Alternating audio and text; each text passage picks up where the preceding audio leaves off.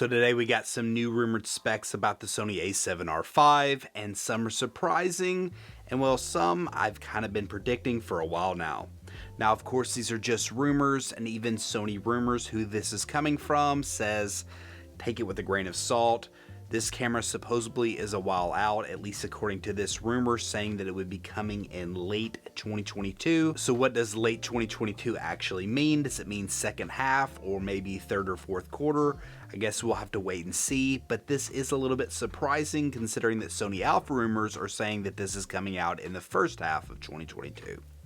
But let's start off with these specs here. They say that it has a 61 megapixel full frame CMOS sensor with 26 megapixels in APS-C mode and the new Bionz XR processor. To me, this doesn't exactly come as a surprise. I actually expected that possibly they'd go with the same sensor as the A7R IV, which according to this rumor, they are. Now, frankly speaking, I think that a 61 megapixel sensor is plenty.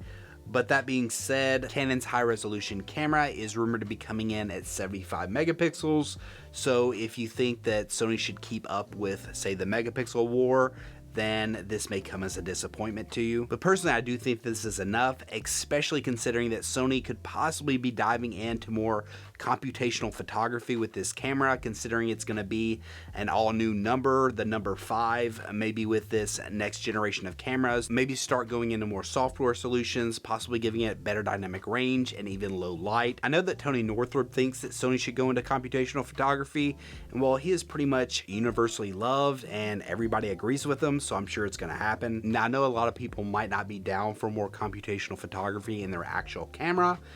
That being said, I do think it is inevitable at some point for them to start adding those type of features in, and hopefully they'll at least give an option for you to toggle it off or on depending on what you're doing. Moving on to more of these rumored specs, they say that it will have the new Sony A7S III menus, so no surprise there, and they say that it will be capable of 10 frames per second in continuous shooting.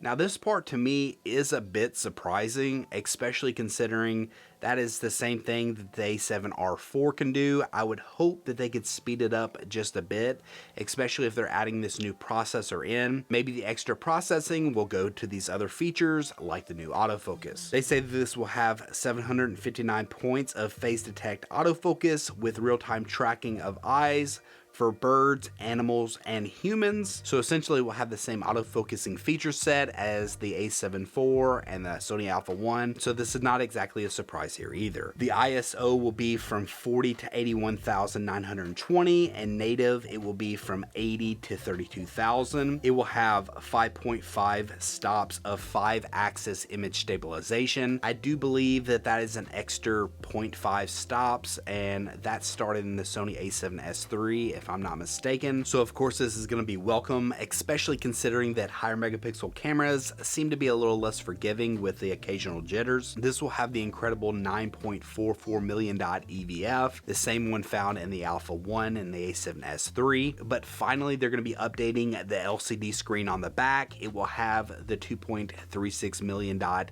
LCD screen. I believe that is the same one found in the Sony A7R IV, if I'm not mistaken, so I'm sure it's going to be much better.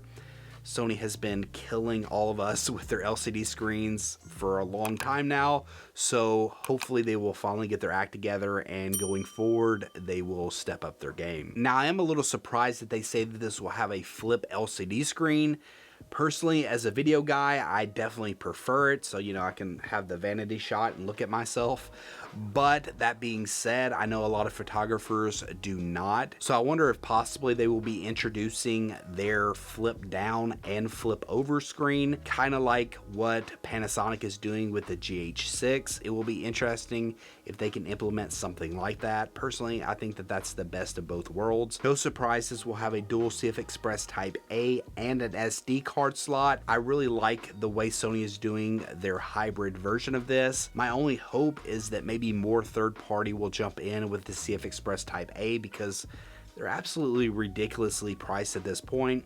I have the Sony A7S III and I've never bought one, and I really do not plan on buying one, especially considering the price difference at this point. So the next part of these specs seem to get a little bit wonky here because it's talking about the new video features, and well, if this is correct, then it looks like the video features is going to be the biggest update instead of, well, the photo features, which, I mean, this is a photocentric camera, so it's just a little confusing. They say that it will have full frame oversampling 8K 24 and 4K 24. So this is pretty insane. If it is actually being oversampled from 61 megapixels, if I'm not mistaken, it should be somewhere in the 10K range. So, I mean, there's just a lot of Ks going on here. If it really is being oversampled from that, then that's absolutely nuts, and it will really be the best 8K that we have in a full frame mirrorless camera.